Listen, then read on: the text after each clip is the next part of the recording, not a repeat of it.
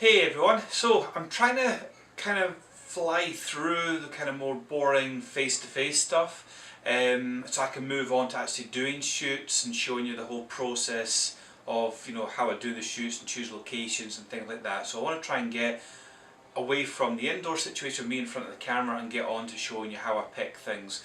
So with that in mind, my first one is about the equipment that you're going to need to kind of do the approach that I'm looking at. So camera, first of all, I have various cameras. I'm a Nikon user.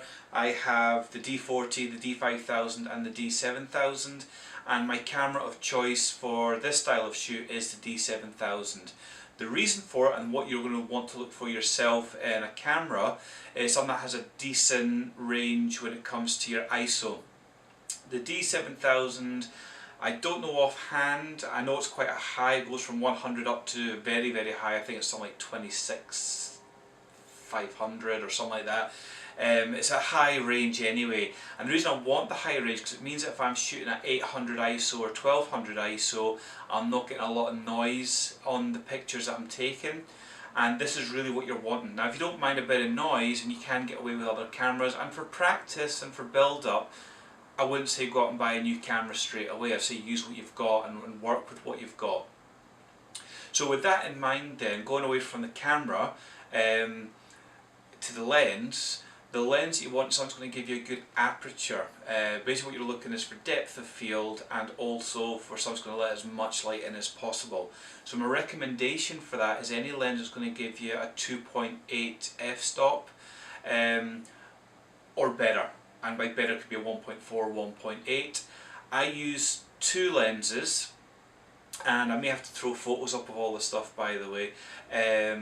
So the lenses that I'm using, I'm recording at the moment with my Sigma 28 to 70mm 2.8 lens. It's my go-to lens. It's the one I use for pretty much everything that I do, from portraits to weddings to my nightclub photography. And again, 2.8 lenses give me a lot of scope there. If I'm in a darker scenario and I need to have a little bit more range, I will then switch over to my 50mm 1.8, and that just lets me go a little bit further and let a bit more light in, so it works in other situations. But in general, for most stuff I do, 2.8 is more than enough, and in a lot of situations as well I can get away with an f4. You might find in some situations with f4 you need to use a tripod, so you might want to have a tripod available. They're cheap, you can pick them up for £10 to £20, cheap versions. It's all you're really going to need.